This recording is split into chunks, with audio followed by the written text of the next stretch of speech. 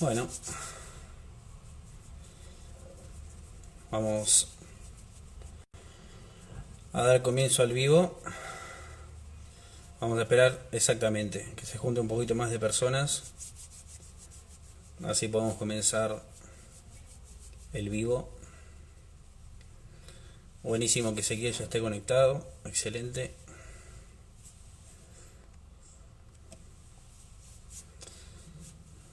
Vamos a esperar un poco más.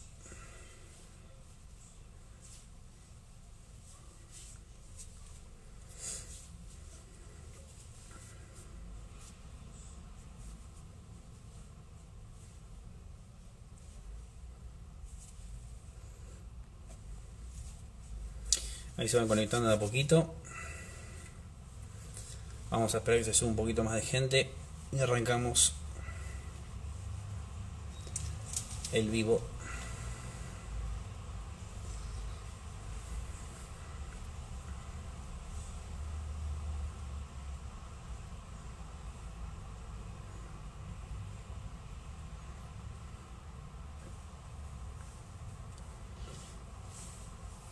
Vamos a tratar un poco de anatomía, diagnósticos, diferentes patologías, tratamientos.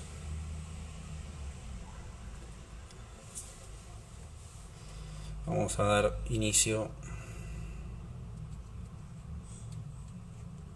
al vivo. Espero que se me escuche bien.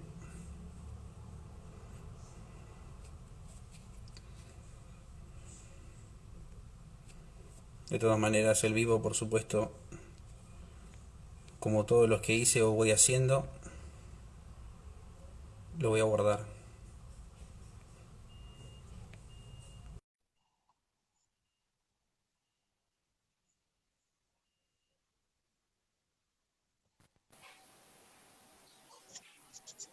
¿Cómo andás?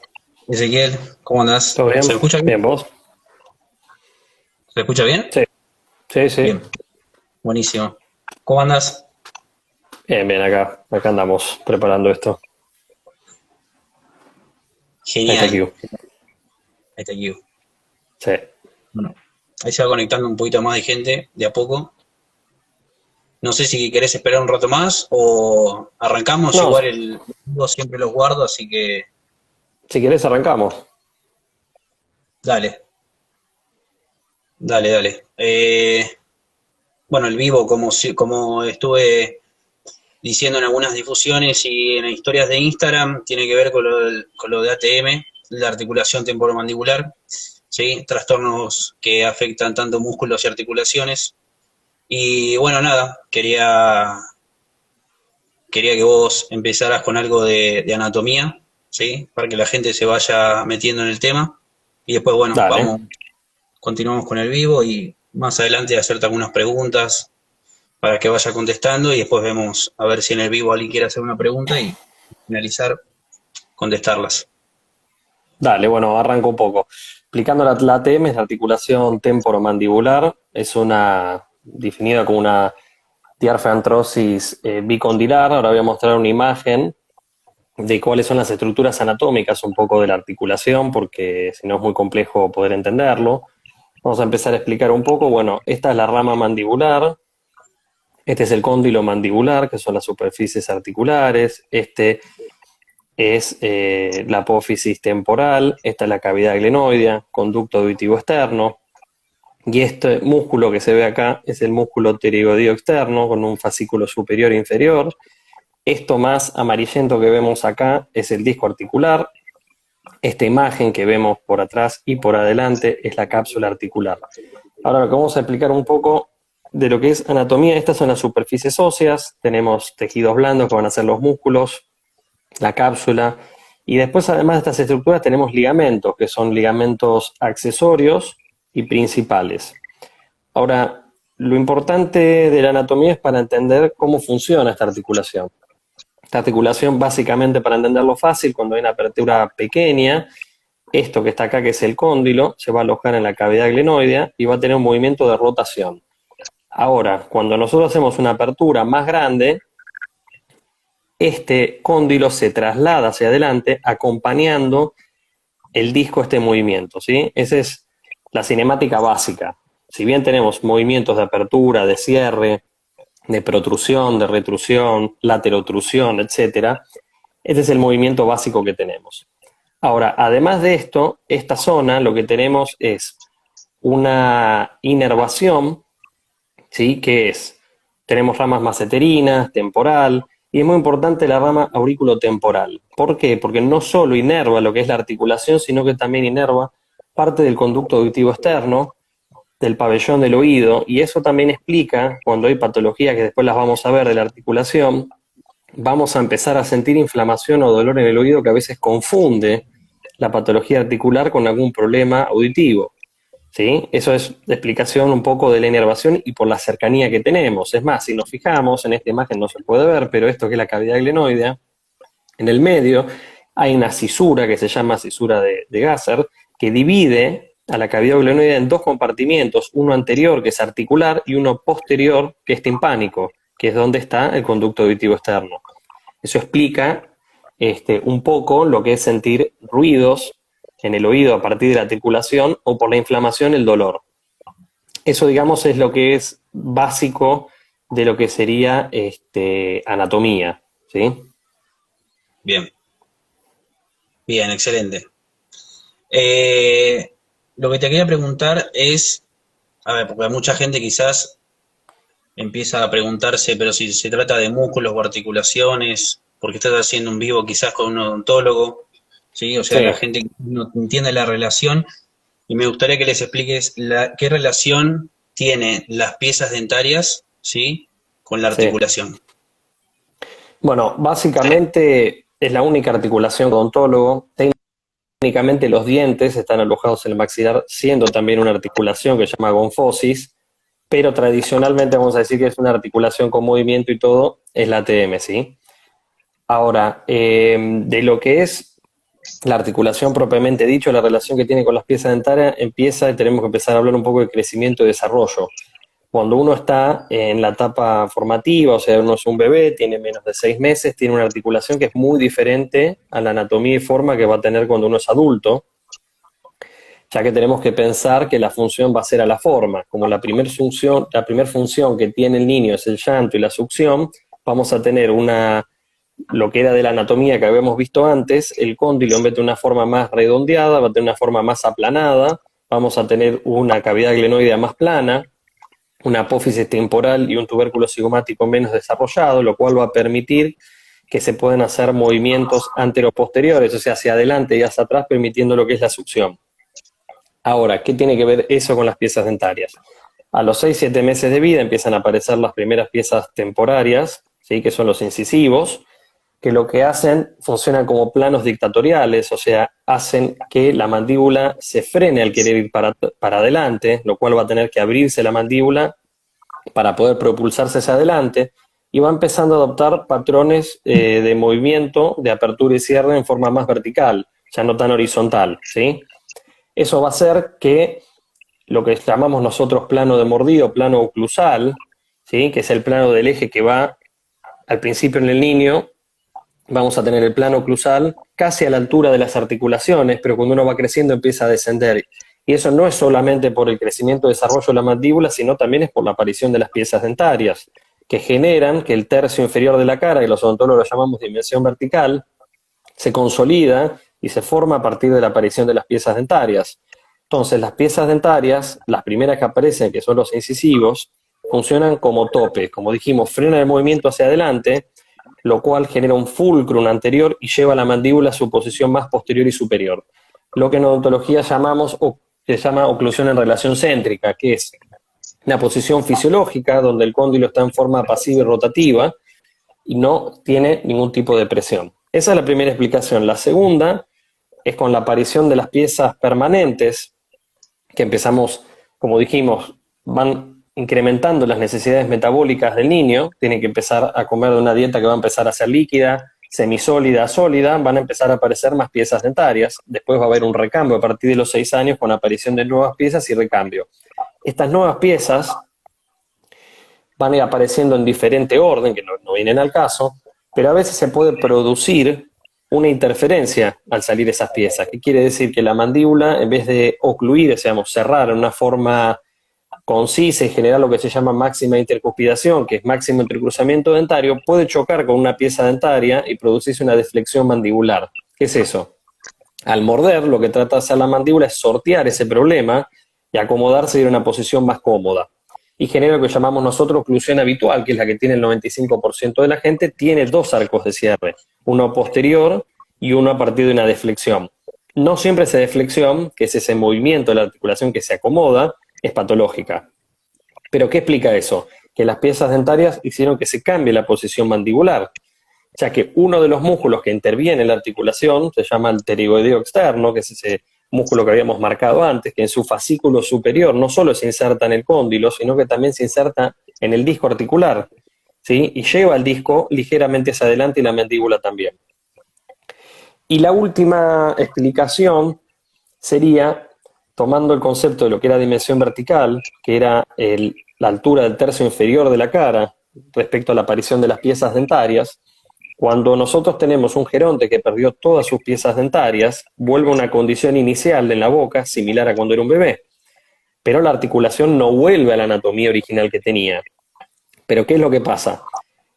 Se empieza a generar un nuevo patrón neuromuscular, lo llamamos nosotros. Empieza a haber un acostumbramiento muscular y articular a esa nueva posición. Entonces, no vas a hacer que el odontólogo empiece a poner los dientes, aumenta la dimensión vertical bruscamente, que empieza a doler la articulación. Lo mismo pasa a veces con casos de ortodoncia, ¿sí? Que es una de las causantes que después vamos a ver de lo que es, que llamamos maloclusión, o sea, una mala mordida o mala posición dentaria que predispone la patología articular, hace que cuando uno también lo quiere ordenar rápidamente, cambia la posición de la mandíbula, la llevamos a una posición capaz más posterior, pero el problema que encontramos es que empiezan a aparecer dolores. Entonces, hay una estrecha relación entre una cosa y la otra. Bien, a mí me quedó todo claro. Muy bien. Lo que te quería preguntar para continuar era qué tipos de patologías podemos encontrar Bien. en la... Lo primero que tenemos que hacer para encontrar lo que son patologías de ATM es hacer un diagnóstico, ¿sí? De diagnóstico primero empezamos con un diagnóstico clínico. Lo más importante primero es escuchar al paciente. ¿Qué es lo que le pasa? ¿Qué es lo que le duele? ¿Dónde le duele y qué siente? Muchas veces lo que es la patología articular son pacientes que son referidos a veces por un neurólogo, un médico clínico, un otorrino, porque empieza a aparecer con dolor en el oído, por ejemplo. Va al otorrino, le hace una audiometría, una timpanometría, cree que tiene otitis, la persona cree que tiene miles de cosas, no es. Va al neurólogo, no es, porque también produce cefaleas la articulación cuando está inflamada.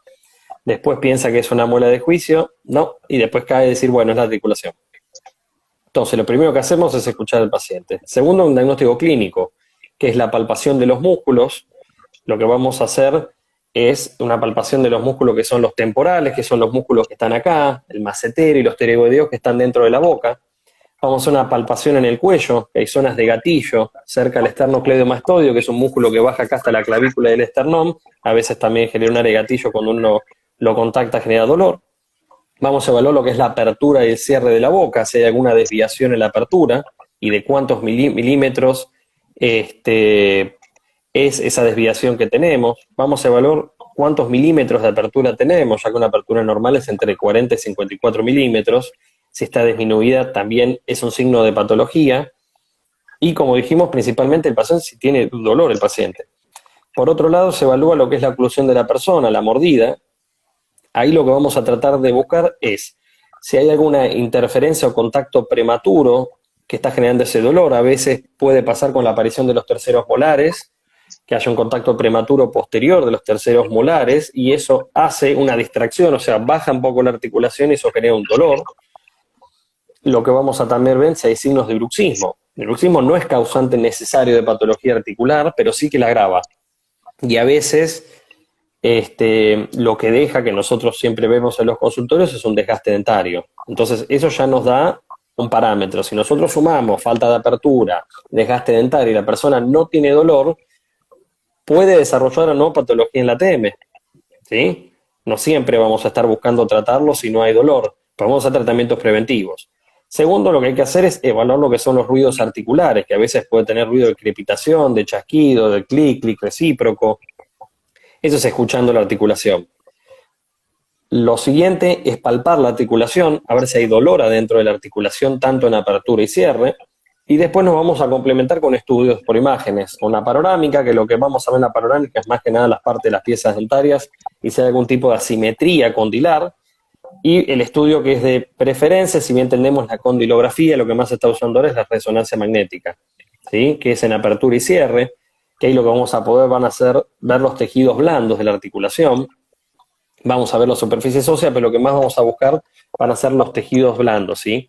Y después me habías preguntado vos lo que era patología en sí. Sí. Bueno, patología tenemos varias patologías, pero vamos a simplificarlas. Vamos de lo más simple. A veces puedes tener simplemente una luxación en la articulación, que ahora después vamos a ir viendo cómo se trata cada cosa. Podemos tener un hemartroma, que es a partir de un trauma, se produce un sangrado intraarticular. Podemos tener malformaciones en la articulación. Y después tenemos que lo más común es una inflamación de la cápsula sinovial. Podemos tener una osteoartrosis articular, que es un desgaste de la superficie ósea. Y lo más común es lo que es el desplazamiento discal, que el menisco esté adelantado, que se movió. Entonces, ese desplazamiento discal puede ser reducible o no reducible. ¿Qué quiere decir? En esa imagen que habíamos puesto inicial, del cóndilo mandibular, que se mueven en compañía del disco, a veces el disco puede estar adelantado y el cóndilo está alejado. Entonces, cuando la persona abre la boca, puede pasar que el cóndilo se coloque debajo del disco, que eso es un desplazamiento discal reducible, o sea, reduce esa distancia y se coloca, o puede ser que sea no reducible, que quede el disco adelante y nunca lo recaptura. Eso es importantísimo, diagnosticar qué tipo de patología tenemos, porque eso va a determinar el tipo de tratamiento que vamos a hacer. Bien. O sea que puede haber una pequeña confusión del dolor de ATM con otros síntomas, como puede ser, Sí. por ejemplo, dolor de oído. Por ejemplo, me duele el oído, voy al otorrino. Puede ser un síntoma de ATM. Exactamente. Generalmente uno de los que más nos deriva es el otorrino, es por preferencia, por la cercanía y conocimiento que tienen también de la zona, son los que más nos refieren pacientes. Porque aparece, después, bueno, pueden parecer cefaleas crónicas, hay dolor de cabeza, te dice, me duele la cabeza. Van al neurólogo, al clínico, le duele, es un dolor muscular, referido a veces de la articulación misma, porque también produce dolores agudos, y son bastante difusos, no están solo en una zona localizada. Si bien tenés áreas de gatillo, a veces es más difuso. Bien. Te quería preguntar acerca del bruxismo, que lo habías nombrado, Sí, que me han preguntado, mucha gente me ha preguntado si el bruxismo tiene cura o si realmente es un tratamiento que vas manteniendo durante el tiempo, como un proceso, un tratamiento que lo tenés que seguir en un determinado tiempo, o realmente realizás un tratamiento exclusivo, por así decirlo, exclusivo, apuntado al bruxismo y se cura. bueno, el bruxismo primero definido que son movimientos estereotipados, que generalmente no es solamente rechinar los dientes, sino apretar los dientes, ¿sí? Y es producido fundamentalmente por el estrés, ¿sí? Generalmente el bruxismo puede ser diurno, pero generalmente es nocturno durante el REM, que es una etapa del sueño, que más o menos dura 20 minutos, ¿sí? Y lo que genera es Sí, una hiperactividad muscular. El bruxismo, hay dos tipos de bruxismo. Hay un bruxismo fisiológico que está en el niño. En el niño es normal que bruxe, lo tiene que hacer. Eso genera que se desarrolle la mandíbula a partir de los cóndilos, justamente, que es donde están los centros de crecimiento y desarrollo. Pero en el adulto ya es patológico. Genera desgaste en las piezas dentarias, genera una hipertrofia muscular y genera un exceso de estrés en la articulación. La causa que, más allá de ser el bruxismo, técnicamente se produce por un exceso de diferentes neurotransmisores, fundamentalmente que es la dopamina y la sustancia P, que son neurotransmisores que generan mucha hiperactividad muscular. Como signos, ¿qué vemos de bruxismo? Lo que vemos es dolor miofacial, que es dolor de los músculos faciales y masticatorios, y vemos distintas patologías en las piezas dentarias. Vemos desgaste en las piezas dentarias, en las caras oclusales o en las caras donde uno muerde, en los cuellos de los dientes empezamos a ver que a veces se saltan partes de tejidos, empezamos a ver que a la gente se le rompen coronas, se le rompen pernos, se fracturan piezas.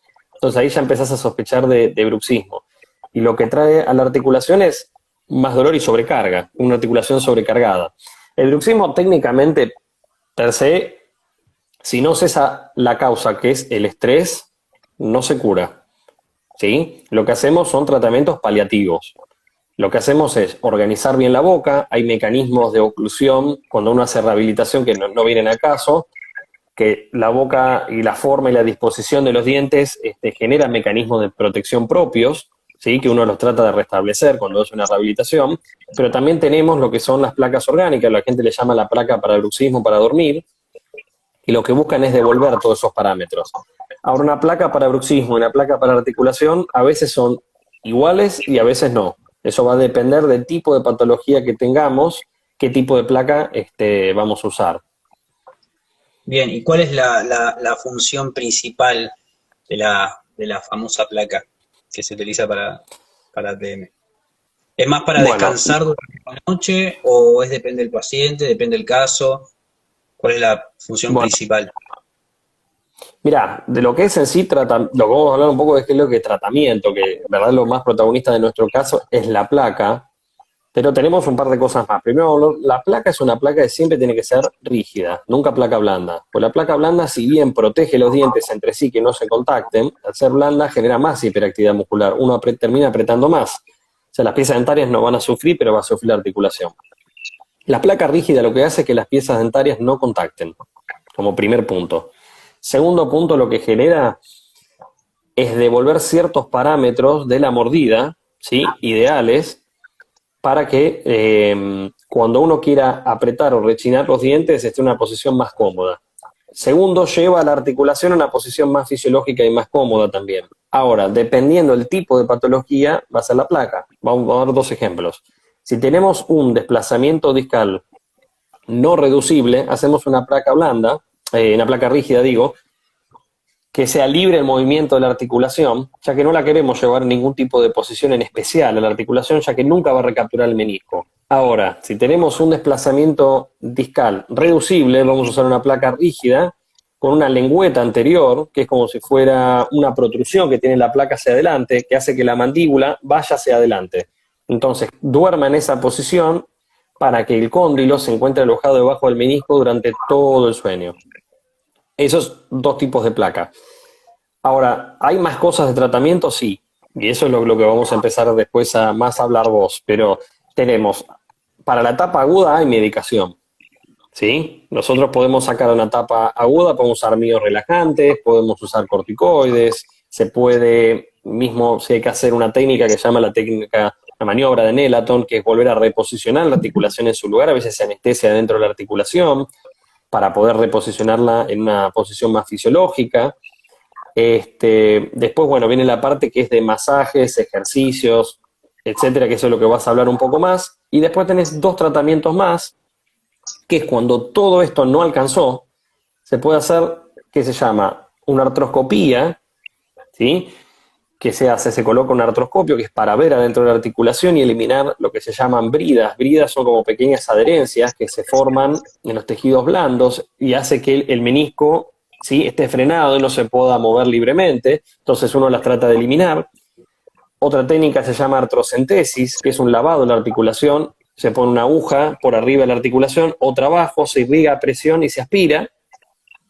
Y por último tenés lo que es la antrotomía, que ya no se hace tanto, que es más para fractura o para otro tipo de patologías, que es hacer un colgajo y abrir y exponer la articulación para tratarla. Pero esos son en casos que ya son muy extremos, donde tenemos una desviación muy grande, problemas de lo que es la apertura grande, donde hay malformaciones a veces en los cóndilos, ¿sí? Siempre lo primero que se trata de hacer es llegar a un buen diagnóstico, usar una placa, ir a la parte de lo que sería más masajes o osteopatía, y como último recurso, ir a la cirugía. Bien. ¿Lo de la apertura limitada de la boca se da siempre en cualquier caso o depende de la No, persona? depende de la persona. Hay gente que tiene apertura limitada, ¿sí?, pero no tiene dolor ni ningún síntoma de la articulación, no tiene ningún problema. es más que nada un problema muscular. Básicamente es eso. O sea, no necesariamente que vos veas un ruido articular quiere decir que sí o sí lo tengas que tratar. A ver, vos lo podés tratar en forma preventiva, ¿sí? Pero siempre tenés que estar atento de no generar dolor. Yo lo trataría sí. ¿Por qué? Porque sabés que a la larga del tiempo se va a desarrollar una patología. Vos sabés lo que tenés es una alteración en el funcionamiento. Bien, bien, bien, bien. Quería que me expliques, porque hasta yo tengo esta duda, ¿qué es Sí. lo de la utilización del Botox? ¿Qué es eso? Bueno, el Botox se usa más que nada para lo que es bruxismo, ¿sí? Hay pacientes que son muy bruxómanos, que tienen mucho dolor miofacial y les traen mucho problema a nivel articular. Se usa tanto fundamentalmente en los músculos maceteros, ¿sí? Que son los músculos que están acá, y a veces también en los temporales. Lo que se hace es poner en alguno de los fascículos del músculo, se va colocando cada 6 meses, ¿sí? Lo que es la toxina botulínica, porque Botox en verdad es una marca comercial, toxina botulínica es lo que se usa. Lo que va haciendo es que el músculo lo que buscamos es que vaya perdiendo potencia, ¿sí? Pensemos una cosa, la mandíbula mueve entre 60 y 70 kilos y estamos durante movimientos pausados casi entre 15 y 20 minutos apretando el bruxismo. Entonces eso genera una hipertrofia muscular. Entonces lo que buscamos es que hay gente que vive rompiendo placas de bruxismo, que a veces no hay tratamiento que podamos frenar esa hiperactividad muscular. Entonces lo que hacemos es darle un tratamiento un poco más permanente, que básicamente es bajar la potencia de la mordida. Eso no va a frenar el bruxismo, lo que va a bajar es el daño que produce. Bien, entonces, digamos que, cómo la persona se da cuenta, o sea, ¿qué recomendarías vos para ir como terminando el tratamiento o el proceso, ¿sí? Lo Sí. que, cómo el paciente se da cuenta de que estoy mejor y que quizás esto no vuelva a pasarme, que no vuelva a tener otra vez dolor, que no pueda comer, que me levante a la noche con dolor, que me acueste con dolor, etcétera, etcétera. Depende un poco de cómo vino el paciente, pero vamos a dar un ejemplo. Si venía con una apertura limitada de 30 milímetros, ¿sí? Uno logra mejorar la apertura y no sé, queda en 45, supongamos, ¿no? Y uno empieza a ver que le empieza a costar más abrir la boca, o ve que cuando está en el espejo está hablando, limpiándose los dientes o haciendo algún tipo de movimiento, empieza a ver que empieza a tener más desviación, o se empiezan a acentuar los ruidos que siente la articulación, o vuelve a aparecer dolor. Esos son signos de que tiene que volver al tratamiento. O sea, la realidad es que el tratamiento no lo tiene que dejar, después lo que se hace es un control a largo plazo, porque lo que hacemos es mejorar la condición de la articulación, pero la alteración que tiene la articulación, el disco no va a volver a la posición. Si está desplazado el disco, por ejemplo, o tenemos una osteoartrosis, que también es otra patología donde hay desgaste de las superficies óseas, por más que a veces lo podemos tratar y medicar, no va a mejorar considerablemente esa condición ósea. Lo que vamos a hacer es frenar el desgaste, pero eso requiere un control a largo plazo. Bien, entonces vos pensás que en este caso, los masajes, pero ya para empezar con la otra parte, ¿los masajes son necesarios para una patología articular?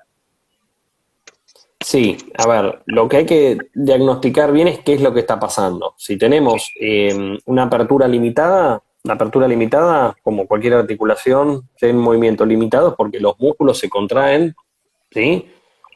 Porque hubo una hipertrofia, porque hubo una sobrecarga muscular, o mismo para defender la articulación, ¿sí? Como tiene mucho desgaste, lo que hace es limitar el movimiento, uno tiene que volver a darle movilidad, ¿sí? Y más allá que hagamos una placa, mediquemos o todo, esa es la única forma de hacerlo, es estirarlo, de hacerlo de forma manual, ¿sí? Esa es como la parte más importante. Más que nada en lo que tenga que ver con movimiento, y mismo así con los dolores musculares y agudos, porque en verdad lo que vamos a tratar más con masajes es ir al músculo, ¿sí? Ir al fascículo del músculo y relajarlo. También la otra parte que va acompañada de los masajes es lograr estirar, ¿sí? No es solo palpar, sino lograr estirar todos esos músculos para devolver la articulación a su posición más fisiológica, digamos. Sí, digamos que el estrés, uno de los factores, también por supuesto afecta a todo lo que tiene que ver con las cervicales, los hombros, se tensan los músculos de la cara y bueno, por eso ahí intervengo yo en algunos casos. y ahora hablo un poco más de lo que hago, pero quería ver si había alguna pregunta antes de pasar a lo mío, que es otra cosa Te voy a completar distinta. una parte De, de lo que vos decías de la nuca y todo eso. Hay una cosa más para completar de eso, es que tener en cuenta que cuando uno abre la mandíbula, ¿sí? Cuando hay un movimiento de apertura, lo hacen los músculos que llamamos músculos depresores, ¿sí? Que están en la base de la mandíbula y el cuello. Cuando uno hace ese movimiento, necesita que los músculos en la nuca, ¿sí? Fijen una posición para la cabeza. Si no, bajaríamos la cabeza cada vez que abrimos la boca. O sea, hay una relación entre lo que es el cuello y la nuca, ¿sí? No es solamente que esta articulación va a afectar a la articulación propiamente dicha y los músculos de la zona, sino también con las cervicales. Y es muy fácil, si uno está en una posición de reposo, ¿sí? En la mandíbula y la cabeza la baja hacia atrás, se abre la boca. Eso es porque están tensionados los músculos del cuello. O sea, el cuerpo es un equilibrio y un todo. Nosotros mismos cuando hacemos rehabilitaciones, hacemos pruebas de mordida, lo hacemos con el paciente acostado en el sillón y sentado, porque cambia la posición de la mandíbula. Ahora, siguiendo eso, cuando nosotros empezamos a tener patología articular y vemos patología cervical, ya tenemos que mirar el resto del cuerpo, tenemos que mirar la zona dorsal, tenemos que mirar la zona lumbar y qué es lo que anda pasando. La odontología ahora se está empezando a ver un poco más de la relación fundamentalmente de esta articulación con el resto del cuerpo. sí, perfecto. No sé si, a ver si tengo alguna pregunta acá. Eh, por acá preguntan si las muelas de juicio que están por salir pueden empeorar el dolor en la mandíbula. Bueno, te respondo esa. En verdad lo que va a hacer es confundir un poco el cuadro. ¿Sí? Si bien va a ser un dolor un poco diferente, porque no vas a tener... A ver, lo que pasa es que uno cuando sale unas muelas y pasa un poco la articulación, es un dolor difuso. Cuando sale un diente superior o duele un diente superior va a doler el ojo, cuando salen inferiores normalmente duele más a la zona del oído. No es no es tan así preciso, pero tiende a ser así. Pero ¿qué es lo que no vas a tener en ese caso? Que es dolor muscular. ¿Sí? Y no vas a tener capaz ruidos articulares. Entonces ahí vas a poder diagnosticar, decir, bueno, te puedes tener concomitante las dos cosas, tener patología articular y te sale una muela de juicio y te duele todo. Puede pasar también. Bien. Y otra pregunta que veo acá, si lo del ATM puede producir cefalea retroorbitaria. Sí, sí. No solo es por un tema del origen de la inervación, sino es por la ubicación anatómica que tiene la articulación. Si bien está más cerca de lo que es el conducto auditivo externo, ¿sí? También pensemos que en la parte anterosuperior tenemos la bóveda orbitaria. Entonces el dolor también se va a reflejar en esa zona. No es lo más común, pero sí se puede reflejar. Bien. Bien, después acá hay otra pregunta, pero creo que es como más referido a mí. Si la acupuntura en el nervio trigémino puede ayudar en el dolor o la digitopuntura. Creo que es una pregunta más para mí, pero no sé si vos querés responderla desde algún otro punto de vista. Mirá, a ver, lo que pasa es que llegar a ver, de decir el nervio trigémino es como muy general, es decir, es el par que inerva esto, si bien vamos a unas distintas ramas que vamos a tener de este nervio, obviamente es el que va a inervar a la articulación, si vamos a tener parte del facial pasando cerca, el trigémino es el responsable de inervar toda esta zona y parte del oído. Puede ayudar. A ver, hay diferentes tratamientos que se hacen con esto, que no los mencioné mucho porque no los son los más comunes, sí, aclaro, que también tenemos lo que es la electroanalgesia, que también se utiliza a veces para relajar los músculos, y otro también es la acupuntura. Yo no estoy tan familiarizado con lo que es esa área, ¿sí? Pero bueno, obviamente todo puede ser como un coadyuvante, ¿verdad? La relación real de lo que es el dolor, ¿sí? Es causado porque hay algún tipo de patología. ¿Qué quiero decir? Si hay contractura muscular, una mala posición articular, lo que hay que relajar es esa posición. Esa posición y esa situación es la que refiere el dolor. Lo otro lo que puede servir es para salir de la fase aguda, pero de la fase crónica tenés que hacer un tratamiento más completo, por decirlo. Bien, bien, bueno, perfecto. Todo muy bien explicado.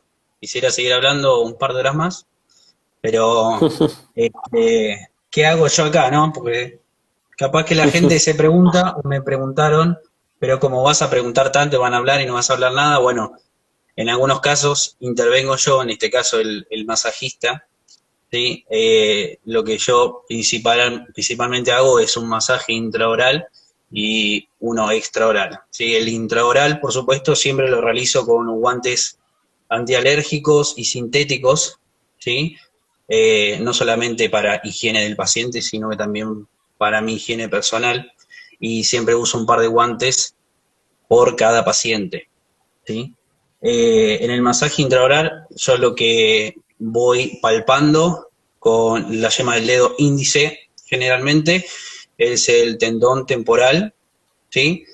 Y lo que voy viendo en realidad es haciendo un masaje suave, por supuesto, nunca se tiene que presionar en ese lugar, no es un punto gatillo como para sacar quizás una tensión que tenemos a nivel cervical o lumbar o dorsal o de los miembros superiores, como pueden ser las manos o pueden ser los brazos, ¿sí? Es un área bastante sensible de la boca, entonces lo que trato es de masajear el tendón de arriba hacia abajo, ¿sí? Siguiendo el sentido, y de una forma suave para que para, me sirva a mí para saber cómo está ese tendón, si está demasiado tensionado, si está relajado, también saber en cuál es la posición o en qué posición del tendón le duele al paciente.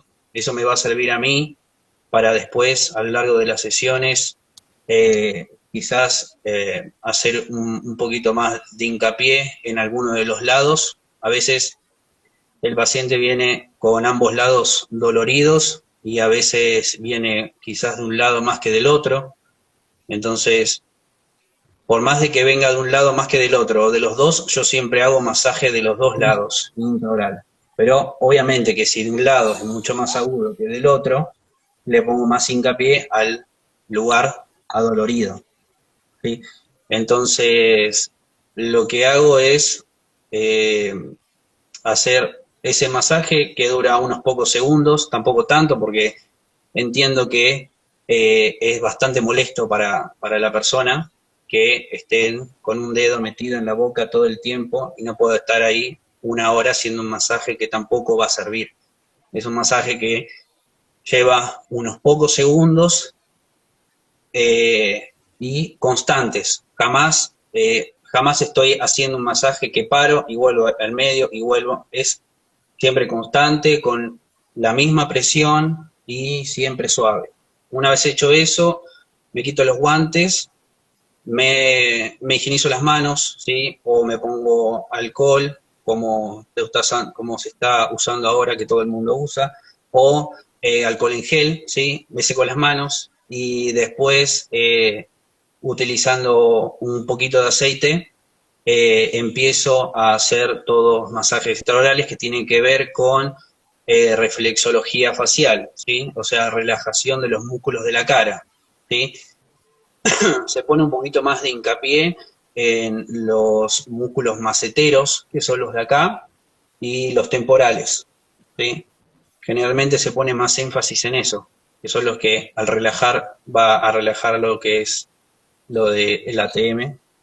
Y, y después, bueno, todo lo que tiene que ver con reflexología facial, de, para ir relajando los músculos de la cara en general, y lo que tiene la reflexología facial, vuelvo a decirlo, son algunos puntos, ¿sí? Algunos puntos gatillo, por así decirlo, que se realizan a nivel del cráneo, ¿sí? En la cabeza, que son puntos determinados donde a las personas generalmente se suelen relajar con esos puntos. Bien, una vez hecho eso, por supuesto, yo debería asegurar que el 100% de los pacientes que he atendido, eh, todos los que vienen con problemas de ATM, algunos más graves que otros, tienden a contracturarse mucho en la zona cervical, en los hombros, en las dorsales, por lo que una vez terminado, digamos que la mitad de la sesión, una vez terminado todo lo que es la relajación de la cara, tanto masaje intraoral como extraoral, me dedico a todo lo que es descontracturar y relajar toda la parte cervical, de hombros y dorsales, ¿sí? Por supuesto, la posición del paciente siempre es boca arriba, en una posición donde el paciente se sienta cómodo y donde, por supuesto, se pueda relajar lo más posible, ¿sí? Porque un paciente relajado al 100%, no solamente me va a dejar trabajar a mí, ¿sí? Como corresponde, y hacer el proceso del tratamiento, eh, como realmente debe ser, sino que también el paciente a relajarse, ¿sí? Tiende a concentrarse y no está distraído en a ver si me suena el celular o si me saqué la cadena o si me pasa esto o el problema del trabajo o lo que sea, ¿sí? Por esa hora de tratamiento o 40 minutos, el paciente se siente súper relajado y se puede hacer una mejor sesión, ¿sí? Un mejor tratamiento. Lo que también veo en los pacientes que ayudó bastante era lo de la apertura de mandíbula, como vos habías dicho, o sea, una apertura normal, digamos, de un paciente debería ser de 40 milímetros, eh, pero bueno, hay gente que es o hiperléxica, ¿sí? O sea, que abre la boca por encima de esa medida, o tiene muy poca movilidad. Si la persona tiene una movilidad normal o es hiperléxico, ahí yo no puedo intervenir porque no hace falta que intervenga, ¿sí? Para modificar la apertura. Pero si el paciente tiene una apertura un poco menor, ¿sí? Como puede ser 30, como habías dicho vos, o puede ser 20, o hay gente que a veces abre muy, muy poco la boca, bueno, quizás ahí lo que se hace es, antes de hacer el masaje intraoral, lo que se hace es primero yo hago un pequeño diagnóstico de medir cuánto es la apertura normal de la persona, ¿sí? Sin que haga fuerza ni que haga esfuerzo en abrir tanto la boca como sea posible, ¿sí? Que abra la boca normalmente como la puede abrir, ¿sí? Una vez tomada la medida, si es debajo del número normal, bueno, una vez recostada la persona y antes del masaje intraoral, como había dicho antes, en el tendón del temporal, lo que hago es pequeños ejercicios donde la persona tiene la boca abierta, muy poquito abierta, sí, semiabierta, relajada, y yo despacito voy tratando de abrir, de ir abriendo y de ir cerrando. Capaz que la gente dice, ¿y eso para qué me sirve? Eso se lo puedo pedir a un amigo y me lo hace. No, el movimiento realmente tiene que ser muy delicado porque las personas en las que, por ejemplo, si no tenés un movimiento constante.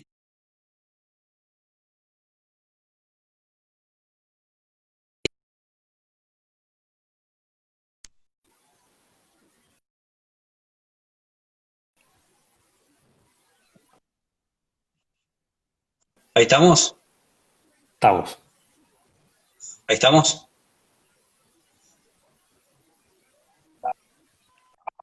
Sí, ahí estás. Está bien, pues te vi como que te habías Estamos. trabado, entonces no sabía si me seguías escuchando o no. Estamos. Está, sí, se está cortando.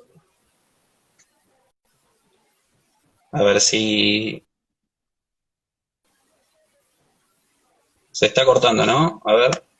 Ahora está mejor. Ahí está mejor, ¿no? Sí. Bien. Bueno, lo que estaba diciendo era lo de para mejorar la apertura. Es un movimiento que es suave y es continuo, ¿sí? Donde yo ayudo al paciente. En realidad yo hago, digamos que el 90% del trabajo y el paciente simplemente está relajado. Entonces, directamente lo que yo hago es ir abriendo, ¿sí? Despacio la mandíbula y cerrándola yo mismo, ¿sí? Lo que trato de hacer ahí es que la articulación esté un poquito más relajada, ¿sí? Que el paciente pueda ir abriendo la boca progresivamente. Eso realmente, quizás hay gente, porque me han preguntado, ¿y esto para qué sirve? O ¿para qué hacemos esto al principio de la sesión? ¿Por qué directamente no pasamos algunos masajes? Bueno, realmente al principio parece que no, pero después con todo el tratamiento, al finalizar la sesión, yo realmente puedo asegurar de que el paciente se termina yendo o termina el tratamiento, por lo menos conmigo, con la apertura con el diámetro que tiene que ser. ¿Sí? Ujú. Bueno, principalmente eso. Eso es lo que, eso es lo que hago en las sesiones. Después, para terminar, realmente las sesiones, el tratamiento más o menos dura un mes, ¿sí? Las sesiones pueden ser de acuerdo al paciente. A veces el paciente quizás desea que sean 2 veces por semana, se puede hacer con menos tiempo, o puede ser una vez por semana y las sesiones pueden durar un poco más. Eso es realmente indistinto, es siempre preferencia de la persona, ¿sí? Más que nada por temas de trabajo, ocupaciones personales, etcétera.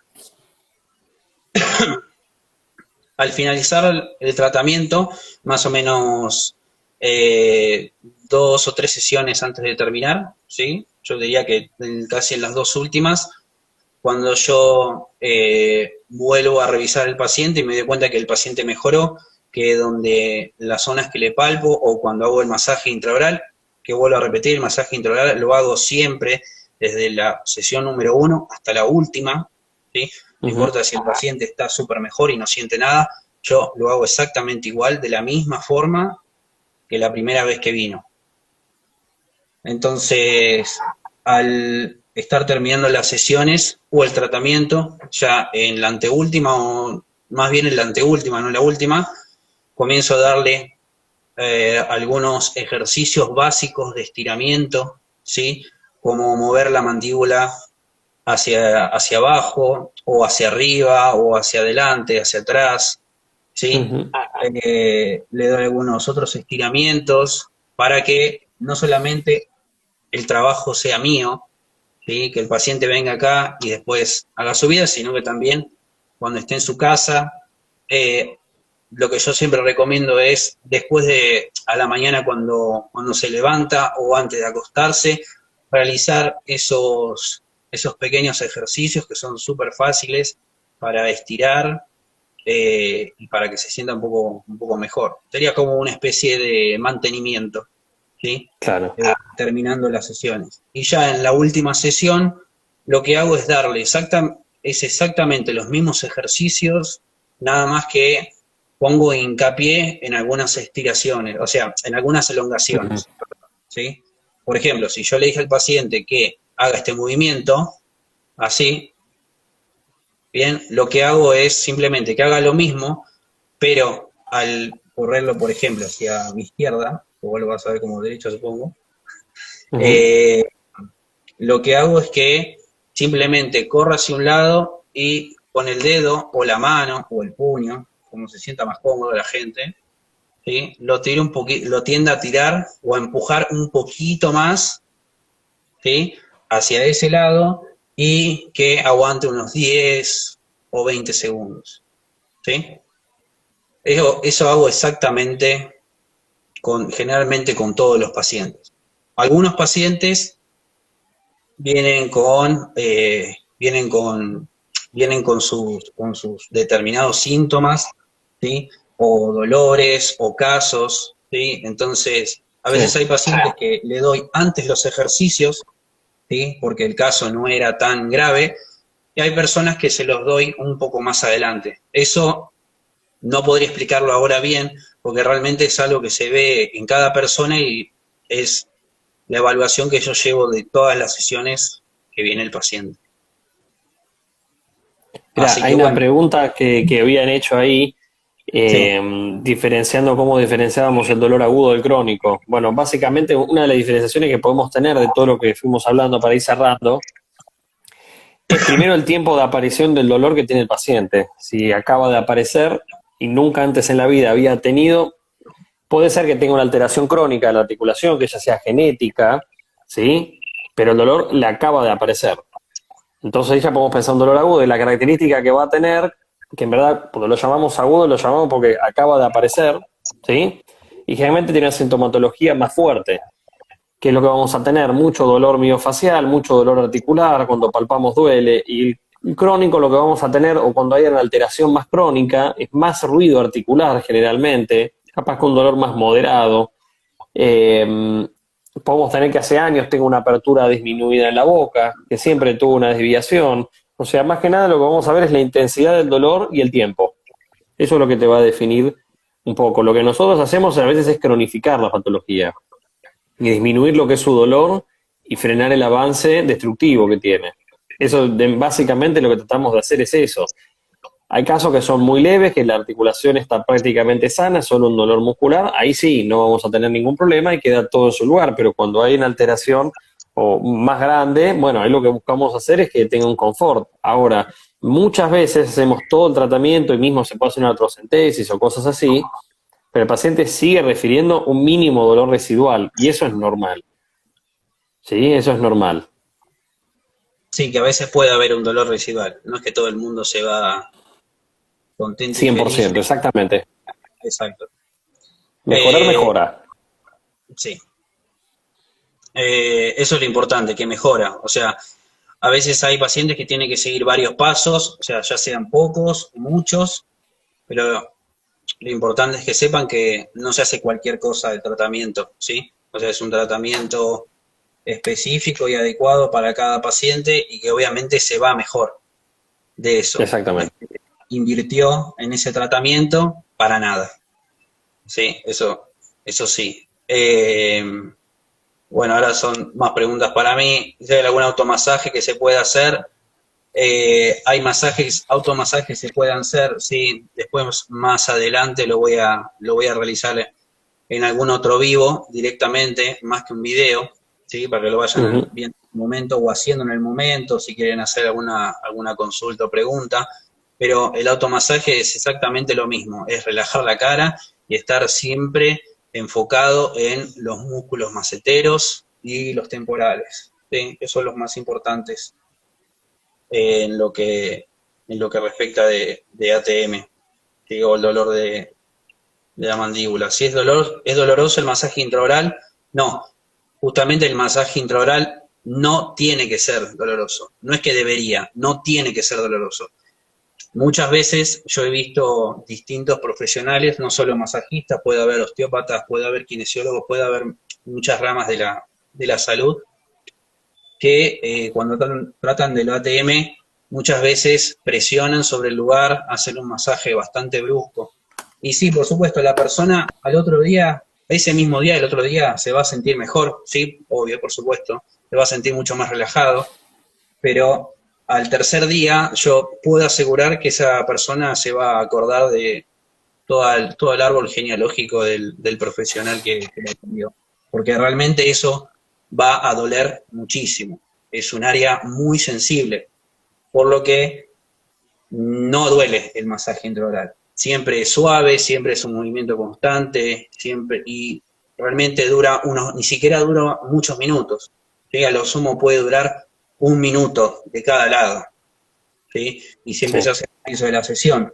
Nunca dura tanto, ni por lo menos yo no trabajo en ese sector, con presiones, ni deslizando, haciendo presiones, ni haciendo un punto gatillo como sacar una contractura. La verdad que no. Por lo menos mi tratamiento es como lo fui explicando durante el vivo y realmente resulta porque la gente se va mucho mejor, se va se va sin dolor, que eso es sumamente importante, y relajada, que para eso es la sesión de masaje como cualquier masaje, ¿sí? Que no duela. Bueno, lo que nos faltó capaz aclarar una cosa es decir, ¿por qué esta articulación no la trata un traumatólogo?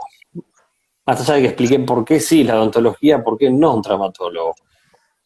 Bueno, a ver, tiene que ver con lo siguiente, que es volviendo a lo mismo de por qué sí la atiende la odontología. Como la articulación se sustenta y se apoya a partir de las piezas dentarias, si no conocemos la dinámica de movimiento de la articulación, no conocemos la ubicación tridimensional que tienen que tener las piezas y cómo corregirlas, y cómo hacer placas y reposicionar la mandíbula, es imposible tratar esta articulación. Entonces, es por ahí donde viene. No es solo por un tema de campo de estudio del área, sino estamos más familiarizados nosotros con esto, pero fue delegada por el funcionamiento que tiene. No es solamente tratamiento, digamos, con placa, diagnóstico, etcétera, sino mismo quirúrgicamente también es un área nuestra y no de traumatología, ¿sí? Que en verdad lo hace una especialidad que se llama cirugía bucomaxilofacial, que es la que está autorizada en poder operar la articulación, ¿sí? Ahora, eso tiene que ver, como digo, con el tema de que vos, si vos tuvieras que, un ejemplo doy, una fractura mandibular, vos la tenés que reducir, la vas a operar. ¿Por qué la tiene que hacer un odontólogo y no un traumatólogo? El mismo caso. Porque, bueno, vos tenés que saber en qué posición tienen que estar las piezas dentarias entre sí. Y sin ese conocimiento no tenés sustento de cómo colocar los cabos de fractura, porque las piezas dentarias te ayudan como guías. Y en la articulación es lo mismo, las piezas dentarias te ayudan como guía para saber dónde debería estar la articulación. Y actúan como freno a veces. Cuando ese mecanismo está desbalanceado, bueno, pasa todo lo que estuvimos hablando. Bien, bien, bien. Eso fue una excelente aclaración. El frío genera bienestar en estos casos y yo no recomendaría ni frío ni calor, en ningún caso. Sí, sí, Exactamente. con el tema de esto que estamos hablando de ATM, ¿sí? Con problemas en la articulación y demás. Bueno, generalmente, vuelvo a repetir lo mismo de antes, que la gente se tiende a estrés, por estrés, que es uno de los causantes, entre muchísimos. Lo del estrés, las presiones y un montón de cosas más también generan lo de las contracturas a nivel cervical, lo de hombros, dorsales. Entonces, el hielo, ¿sí? Yo recomiendo que el hielo se lo apliquen a nivel cervical, ¿sí? A ver, ¿por qué no aplicarme calor y sí frío? Bien, el calor y el frío hacen exactamente lo mismo. Nada más que el frío, a ver, hacen exactamente lo mismo en el sentido de que los dos relajan músculos, ¿bien? Con la diferencia es que el frío tiene un efecto analgésico. Por ende, eh, no solamente relajás el músculo, sino que también eliminás el dolor durante un tiempo determinado. Obviamente no es lo mismo que quizás tomarse alguna pastilla o algún medicamento, ¿sí? O algún otro tratamiento para el dolor, pero sí te calma el dolor como para, por ejemplo, descansar un poco mejor o afrontar quizás una cantidad de horario de trabajo determinado y estás un poco más tranquilo, no estás tan tensionado, ¿sí? Entonces, en mi experiencia y en mi opinión, yo siempre para algunas cosas recomiendo hielo. Si me preguntás, bueno, ¿dónde recomendás calor? Bueno, quizás en la zona lumbar estaría bueno que haya calor. ¿Sí? El frío no tiene mucho ahí, no, no tiene mucha incidencia.